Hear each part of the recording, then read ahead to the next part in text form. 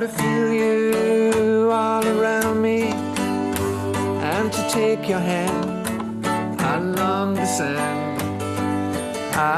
But I may as well try and catch the wind. They call me Mellow Yellow, quite rightly. They call me Mellow Yellow, quite rightly. They call me Mellow Yellow. When you made your mind up, you're going to be mine. I tell you right now, any trick in the book now, baby, that I can find. Donovan, thinking about where your songwriting journey started, there's a line that intrigued me in your autobiography about your bardic father would intone magic poems of wandering. It's a lovely line, and it makes me think that this troubadour tradition was always there in your family. As I grew up and looked at where my music came from, it became very clear that from a very early age, I'd heard ballads and poems recited in the home in Glasgow, where I grew up from the age of 1 to 10. But I thought every kid had poems read, and every kid had songs sung at home. My father read me poems, and so I heard the ballad form, the rhymes, the length of the lyric, the repetition of the chorus. And I was fired by enthusiasm, and I wanted to be a hero in one of those poems. And so I got a lot of that. So would the family sing ballads? Would your father sing them? My father wasn't a singer, and when he tried, they all said, "Shut up, Donny." But he couldn't carry a tune, but poetry and music are really one, and so there was plenty of music in his poems. Can you remember when you were inspired to write your first song? It must have been 12 or 13. Part of the father's poetry included the Yukon, and that would be Robert Service, The Gold Rush, and also some novels that he was reading. And I picked up a novel called The Yukon Kid. Of course, I was watching cowboy movies from the age of 7 or 8 in Glasgow, and then when I moved to England, when I was 10 with the family, I guess I still went to the movies. But I remember this Yukon Kid book, which is a basic Yukon tale of the gold rush. And I guess I remembered later that I may have written this. 'Twas a dark and stormy night, not a cloud was in sight, and the north wind came howling through the trees, and the brave engineer, he was without fear,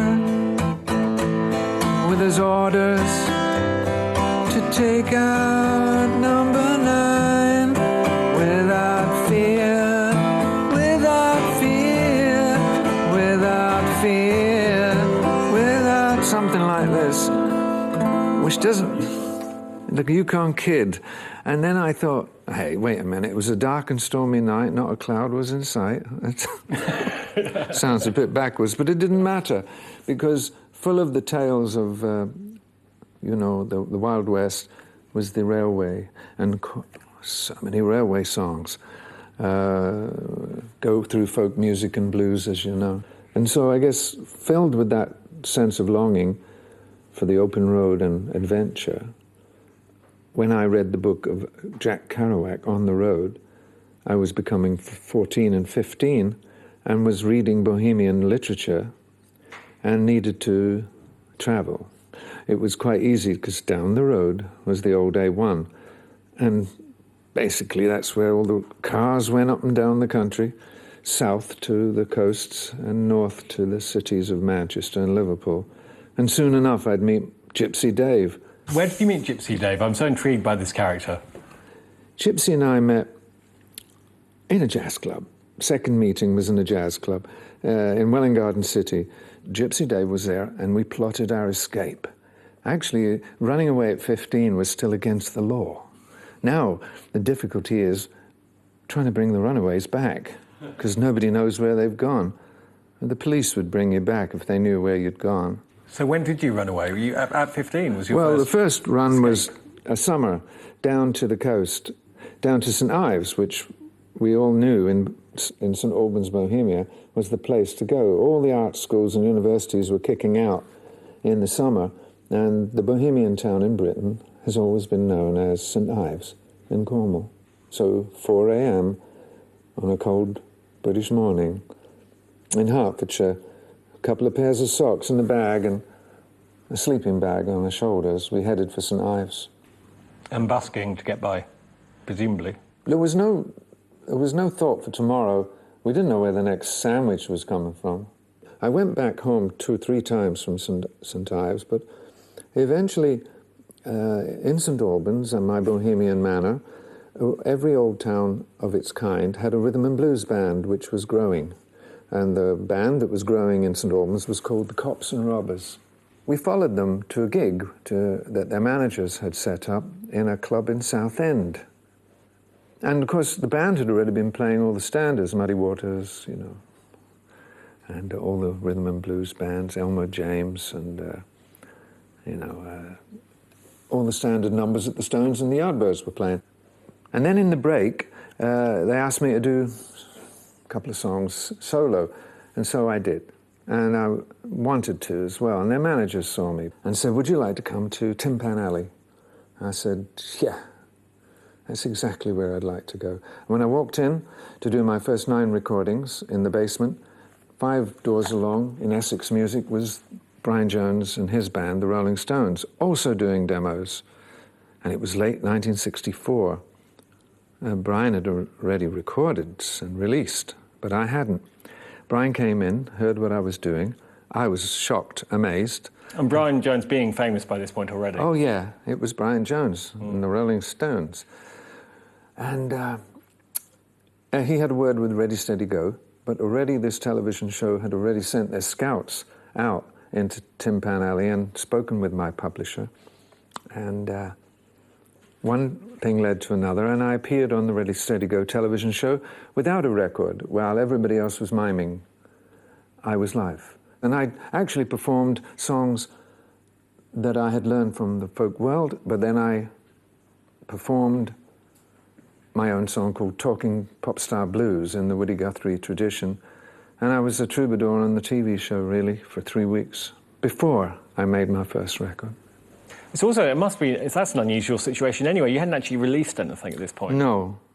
And so overnight success. But when they let me go, the mailbag was so huge. Where is he? Bring him back. Which was unusual in itself. But the press were full of interesting things, like Donovan was late for his second Ready, Steady, Go appearance because hitchhikers weren't being picked up on the A1 that morning. Or Donovan was late for his third Ready, Steady, Go because the limousine waited outside his flat because he was still asleep. Could go either way, hitchhiking or limousine. Stuff like this was going on, but it was all true. Then they released Catch the Wind, my record company, and they asked me to do another song, not my own. And this is interesting because people were being asked, songwriters, even songwriters, to cover American hits because they already were a hit over there. Maybe it could be a hit over here. And the song they wanted me to do was We'll sing in the sunshine, make love every day. Can't remember who did it. What we sing in the sunshine, and I'll be on my way. So when I heard it, I went, no. That's not happening. No. I've got one myself. I'll do one of my own. And it was the first single. And essentially a poem of lost love.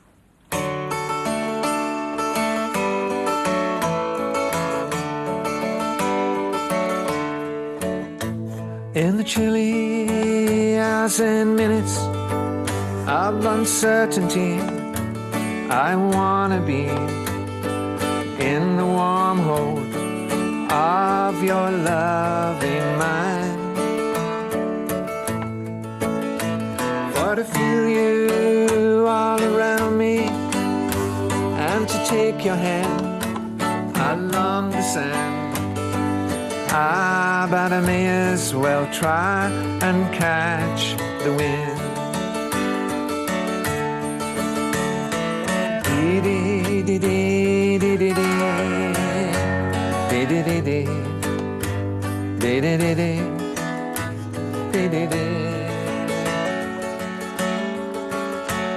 When sundown pales the sky, I wanna hide a while behind your smile, and everywhere I'd look, your eyes I'd find.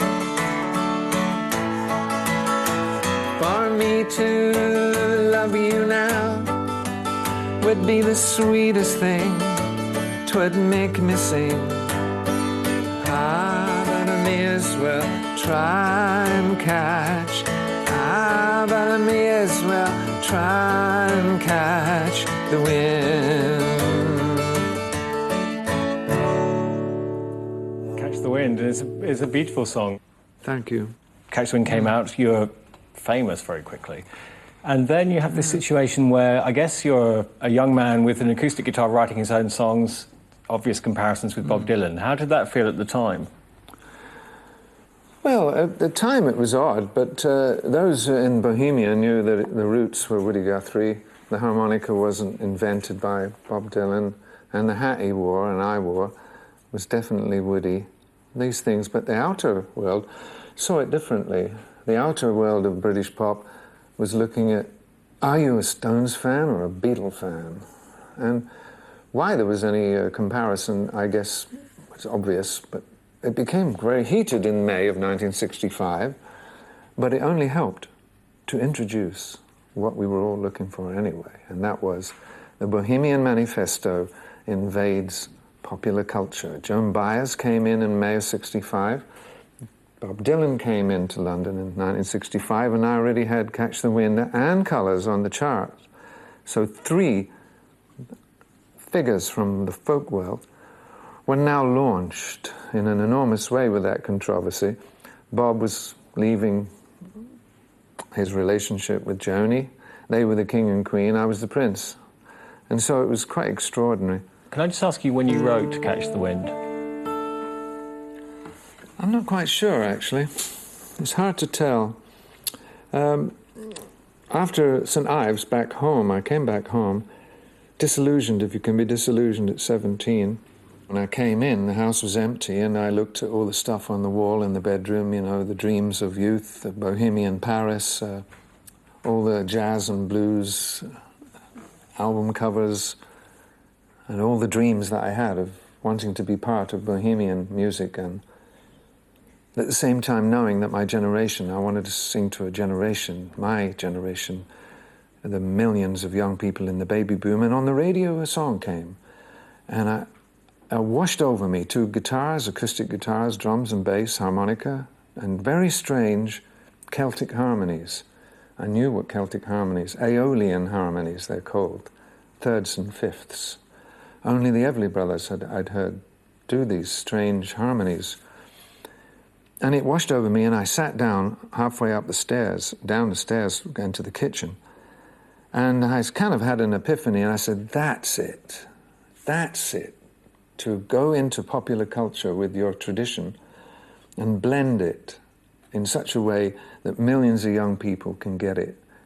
Not just folk, not just blues, but a blend of many different things. And from here as well, because... From the Celtic sound, you know, of that I come from. And then the DJ said, and that was the Beatles with Love Me Do. I didn't even know it was them. I'd heard Please Please Me when I was washing dishes in St. Ives, but I didn't know this. And then 9 months later, I'm in the same room with them, and they become very close friends during the 60s. Just before we get to Mickey Most and Sunshine Superman, how did you feel about bringing all these ideas from the bohemian world, from the folk world? You know, once fame hit, didn't it feel slightly uncontrollable? Like this thing was a juggernaut that you couldn't really get a hold of? Well, Gypsy and I were together. It was a laugh. And most of the other bands I met thought it was a laugh too. The Kinks, the Who, the Animals, the Hollies. And I mean, they're all pretty much more organised than me and Gypsy. They actually wore suits and, you know, rehearsed. I mean, all I did was turn up and play. Right. It was how I wanted it, and that's how I am. But even on those early records of 65, which people call the folk period for me, and an album called What's Been Did and What's Been Hid, which was Catch the Wind and Colours. But then we didn't make albums, we made singles. If you had a hit single, you had a B-side. If you had another hit single, you had 4 tracks. That was called an EP, extended play. If that happened 3 times, or 2.5 times, you had an album. We didn't make albums, we made singles. But I wanted to make albums because I came from the folk world and loved jazz and classical and blues, and they had albums. So what happens when a single jumps up there is we're having a laugh, and who knows how long it's going to last.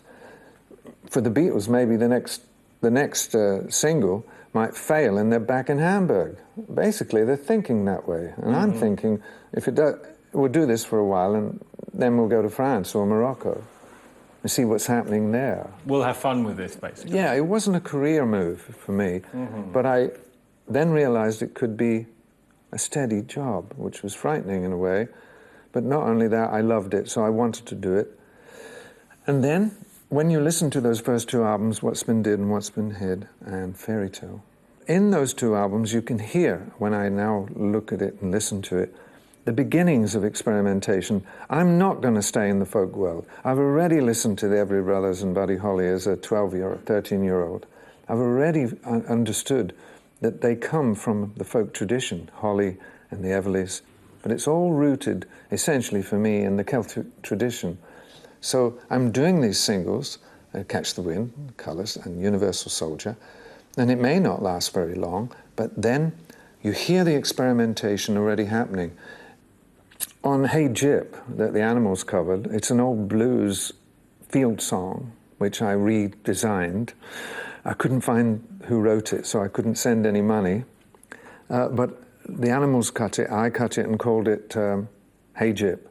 In there, the guitar is starting to sound a kind of an electric thing. Getting heavier. It sounds a bit like Bo Diddley, but it isn't really. It might be more Celtic, kind of like borons from Ireland or something. And I'm hearing the sounds in the studio, and the engineer is talking about limiting and compression. And I'm learning now how to make these sounds in the studio. So I'm wanting to expand. I'm hearing and listening to Indian music, classical music, Celtic music, koto from Japan, blues, of course, folk, of course, and lots and lots of poetry, and listening to experimental music, and it's all crowding in on me, and I'm hearing these sounds, and then I get introduced to Mickey Most, the extraordinary British pop producer. Mickey and I meet, and he starts hearing the songs, and I say, there's a harpsichord here, I hear it like a small movie here, and this is the beginning of an album called Sunshine Superman in late '65. And we begin to record in Abbey Road 2, this extraordinary album. And he says, look, you need an arranger. I can't do this. I needed a guy. Mickey Most introduced me to John Cameron, and that was it. Sunshine Superman became my first sort of classic album, I would say. Now I was making albums for real. Can we hear it? This is the title song.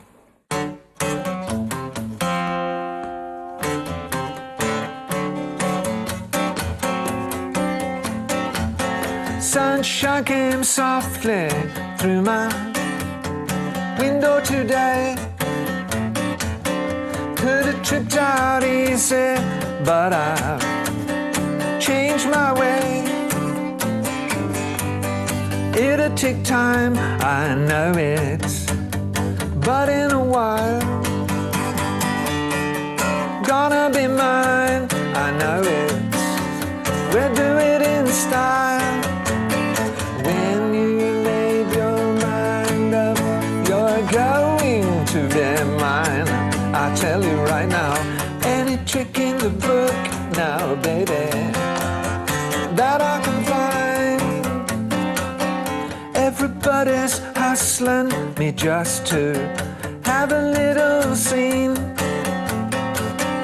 When I say we'll be cool, I think that you know what I mean. We stood on a beach at sunset. Do you remember when? I know a beach where, baby, it never ends. When you made your mind up, you're going to be mine. I'll tell you right now, any trick in the book now, baby, that I can find. When you made your mind up, you're going to be mine. I pick up your hand and slowly blow your little mind, yeah, yeah, yeah. Sunshine Superman, a perfect little pop song. And wasn't it inspired by a great subject for pop songs, The Girl That Got Away? The Girl That Got Away.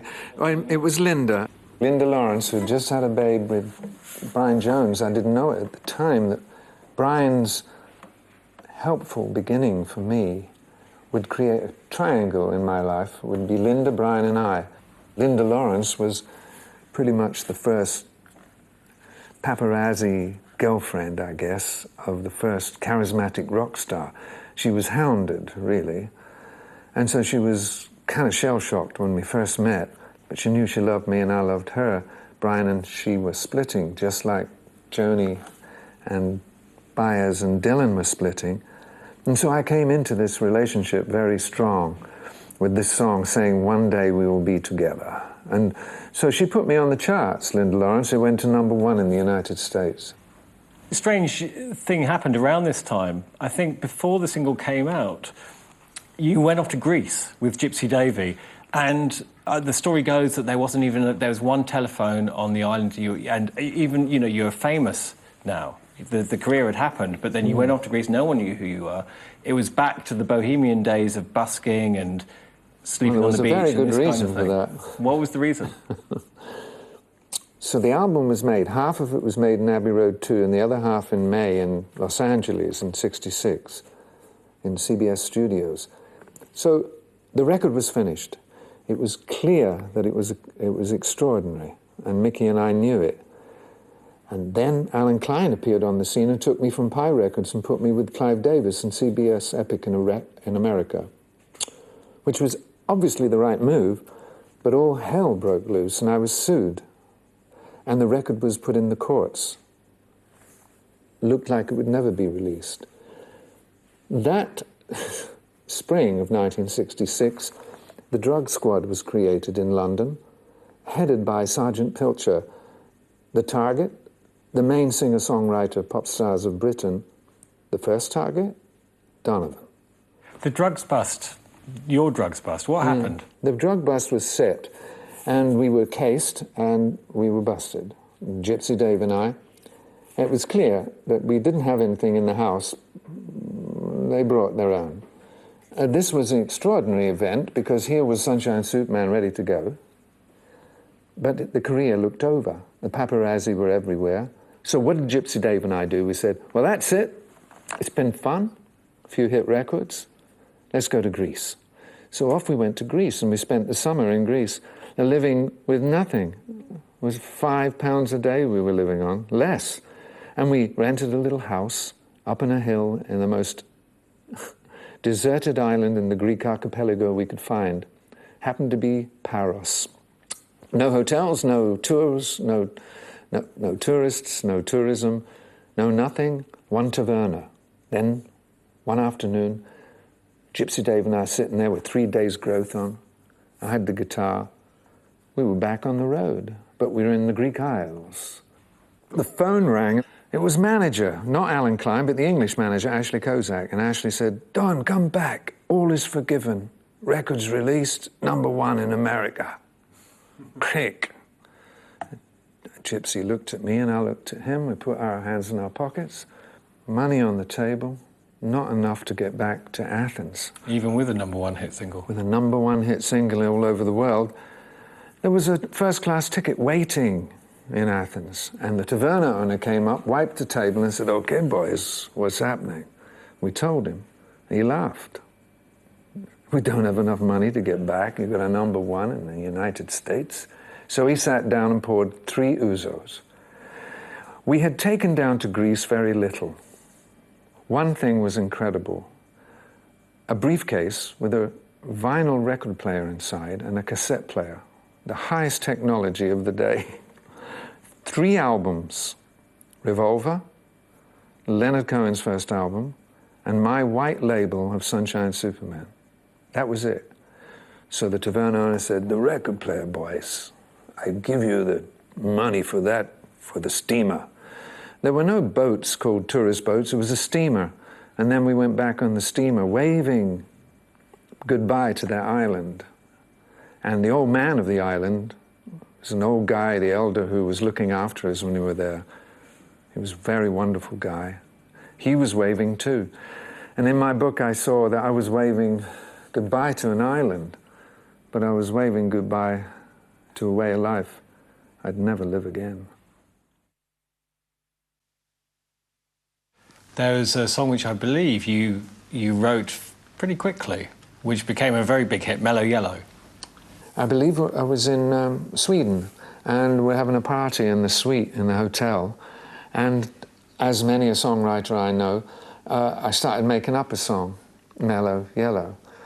And where it came from was, previous to this party in Sweden, Gypsy and I had gone for the first trip to New Orleans. Now, New Orleans was incredible, because now, like the Stones going to Chess Records in Chicago, me going to New Orleans was the big buzz. I'd listened to all the jazz and all the blues that came out of the Delta, of course. And I went to Preservation Hall, which is where the old boys of jazz would sit on wooden benches. That's it. No recording gear, no television cameras, no radio, no nothing. They just gather there every late morning and afternoon and blow Dixieland jazz. And when I was there, I just couldn't be dragged away from this Preservation Hall. When I went to Sweden, I started doing this vamp, which is the New Orleans. And that was the standard New Orleans sound. And basically it's on. You'd think it was like 1, 2, 1. No, it's all on.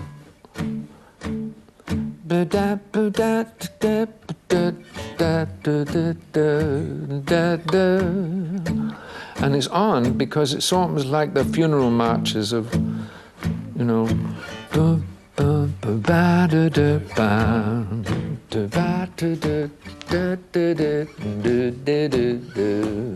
so it was all this stuff in my head, and, you know, it was Louis Armstrong and these boys.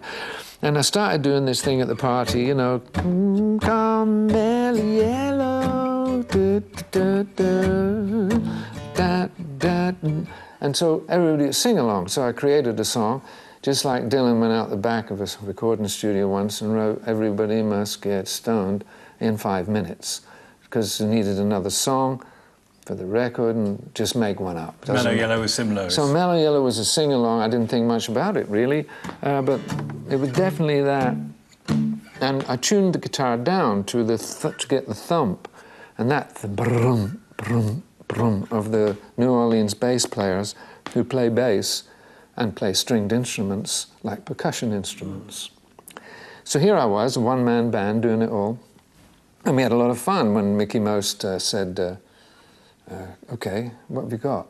I said, well, here's 12 songs, 14 songs, and he'd pick 2 and say, they're the singles, and I'd say, what, that one? He said, yeah. I said, that was just a party song, just for everybody to sing along. He said, that's right, Don, for everybody to sing along. And there you have a hit. And so Mickey knew all those things, and I started to learn those things from him, although I still can't choose what's going to sell. But Mickey had an ear for it, and we began and recorded Mellow Yellow. So the song took about 5 minutes to write. It'll probably take about 3 minutes to play. Can we hear it?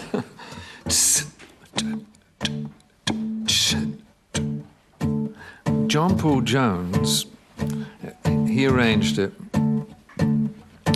I'm just mad about saffron. Saffron's mad about me. Come on.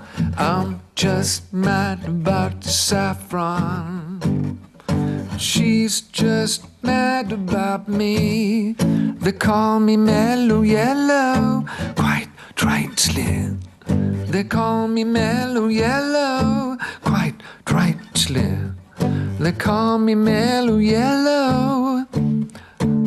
I played it recently with Bill Wyman down in Monaco with his band, the Rhythm Kings, for the Red Cross Gala that the Prince does. And we were in the rehearsal and we were doing this, and he said, "It's so simple, Don. I'm just mad about 14. 'Cause 14's mad about me." And it is simple, isn't it? I'm just mad about 14. She's just mad about me. They call me Mellow Yellow, quite rightly.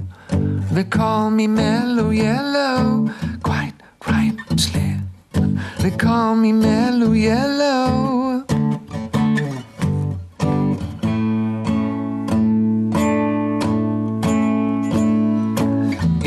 Electrical banana, gonna be sudden craze. Electrical banana, it's gonna be the very next phase. They called it Mellow Yellow, quite rightly. They call me Mellow Yellow, quite rightly. They call me Mellow Yellow. They call me Mellow Yellow. Yellow, yellow, yellow, yellow, yeah. That was a funny ending. Mellow Yellow by Donovan. Once the hits have come, and you know that there's going to be an audience for these songs, does that make songwriting more self-conscious, or do you manage to forget about the fact that people are going to be hearing this thing? Well, Mickey Mouse never asked me in the 60s, can you write another Mellow Yellow? He knew that I'd never be writing the same song twice, and at the same time, a single would be different. So that was very difficult maybe for Mickey, because, you know, a Stonesy type song or a Beatlesy type song can pretty much trace the similarity from single to single. But from one to another, they were so different with me. But no, I never got into any formula writing. Yes, because from Mellow Yellow, then Hurdy-Gurdy Man is a very, totally different sound. Very, very, well, it's very psychedelic for a start. You've got that voice, which I always thought was treated, but apparently it's not. It's just your voice. The vibrato is what Wavering they call vibrato, it. that's your technical term. And various sounds have come out of human voices. And of course, Billie Holiday is very famous for her vibrato, and it's known now that she learned it from maybe her lover, the sax player Lester Young, who played for her records. And so sax players are a lot to do with this quaver in my voice. But at the same time, I think I gave up cigarettes and wanted to do this, or found in the studio that there was some overtones going on. With the compression and things. And I guess maybe a guitar player once sort of plugged in the vibrato sound of his guitar, and I heard it and thought that would be cool to do with the voice, you know, because here I am, acoustic guitar player, who is absorbing an enormous amount of music, became very close to the Animals at one point, the Small Faces and the Who, and they're all doing different sounds. And I'm kind of wanting to emulate them, but I've got no band, so I'm doing it with my voice. And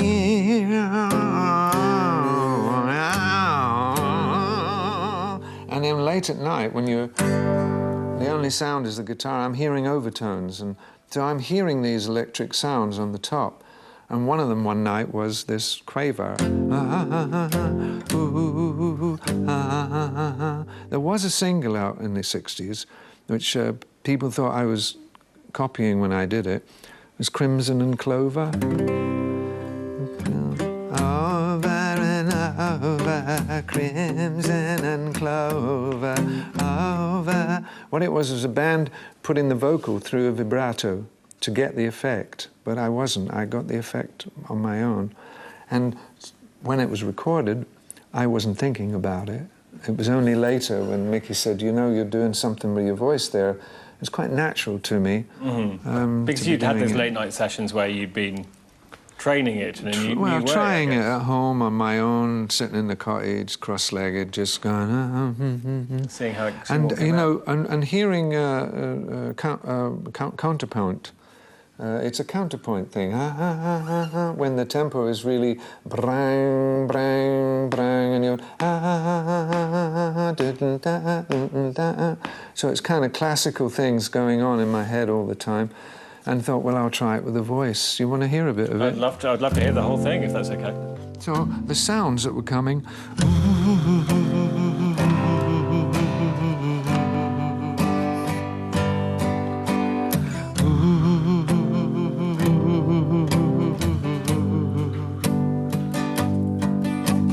Thrown like a star in my vast sleep, I opened my eyes to take a peep, to find that I was by the sea, gazing with tranquility. 'Tis then when the hurdy-gurdy man comes singing the songs of love. Then when the hurdy-gurdy man comes singing the song of love. Hurdy-gurdy, hurdy-gurdy, hurdy-gurdy, he sang.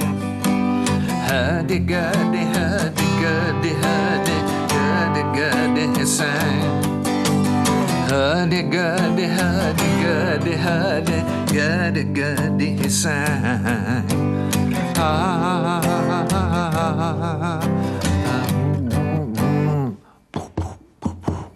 Histories of ages past, unenlightened, the shadows cast down through all eternity, the crying of humanity. 'Tis then when the hurdy-gurdy men come singing the songs of love. Then when the hurdy-gurdy man come singing the song of love. Hurdy-gurdy, hurdy-gurdy, hurdy-gurdy, he sang. Hurdy-gurdy. So all you had to do was you listen to what I'm doing on the guitar, and you've got the drum patterns. Because I used to be a drummer, you see. So anything that's happening down there, just listen. That's the drums. Hurdy-gurdy, hurdy-gurdy, hurdy-gurdy, he sang. Hurdy-gurdy, hurdy-gurdy, hurdy-gurdy, he sang. Hurdy-gurdy man, what a wonderful song. Thank you. One of your songs which we haven't included is Season of the Witch. That amazing riff which goes through the entire song, and really probably not that hard to get a grip on. Wasn't there a story that you played it for 7 hours on the trot or something? It was in Bert's Jansch's house. John Renbourn says, when Bert was showing me D9th. D9th is what comes from this descending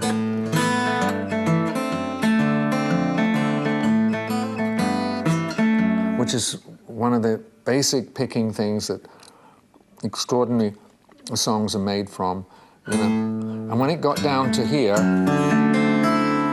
and he showed me it, just like I showed Lennon McCartney and George certain chords, suddenly a whole new song appears, as I say, as if out of nowhere.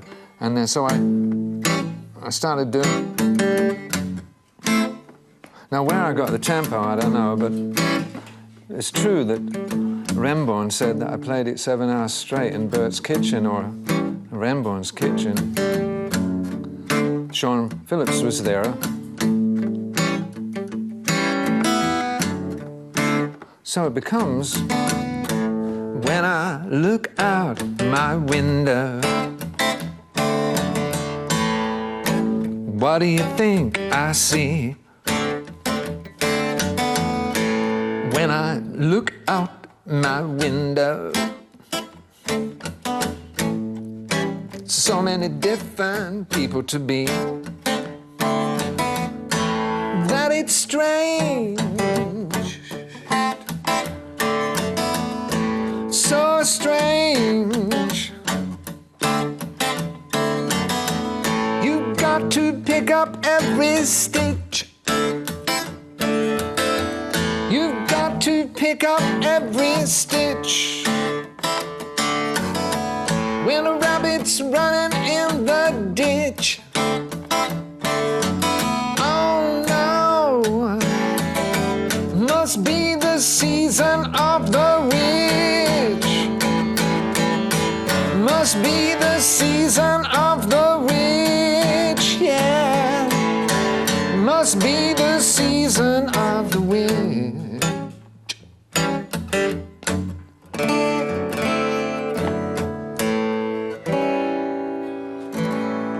That became a jam for many bands, and that's a real buzz if a songwriter comes up with something that a band can play for like 10, 15 minutes. And I guess they don't know that I played it for 7 hours. Well, yeah, I guess I've got a bit of catching up to do. And it's wonderful. Cool. So it's actually only a couple of chords, really? Yeah.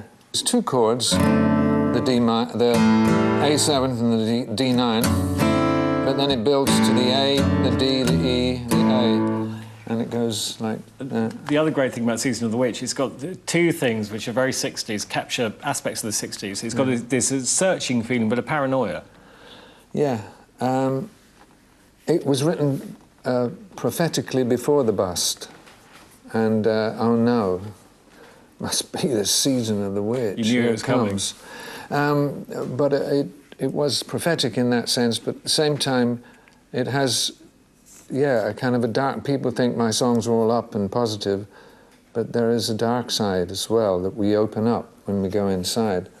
And there it is, the season of the witch. You went to Greece again, I think, in 1970, but this time the difference was there was a yacht involved, so I guess circumstances had changed. By the end of the 60s, Gypsy Dave and I said, well, is that it? Again? Have we gone back on the road? Well, I said, well, yeah, but why don't we buy that yacht? And we'll do it that way.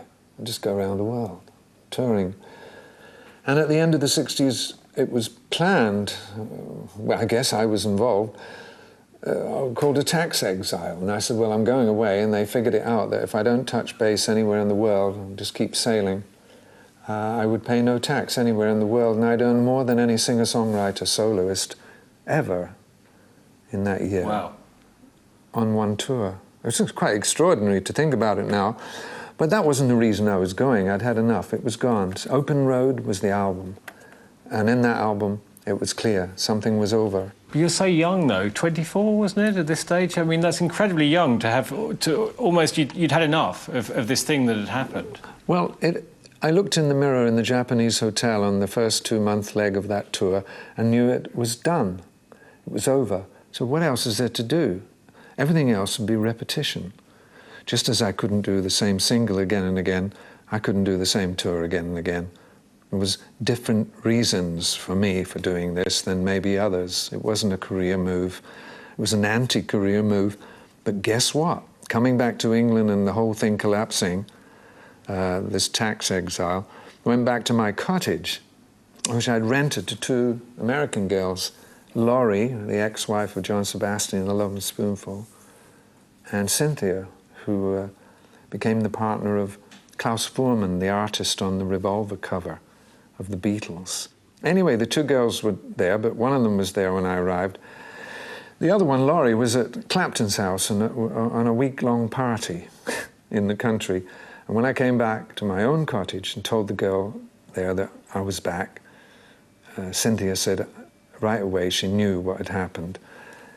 4 days later, Laurie came back up the drive, and she was in her Carmen gear, and two doors closed. So she was with someone. Two young women came in. Laurie came first, and then turned to the second woman and said, "I guess you two know each other." And it was Linda, the Sunshine Supergirl. We'd split in '66, and now here we were together again.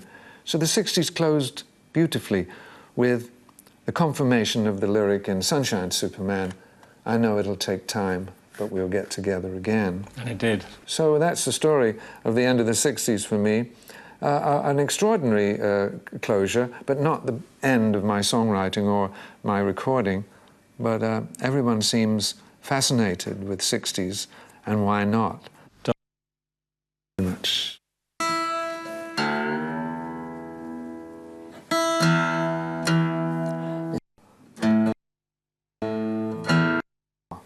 A lot of songwriters don't know how to count to four.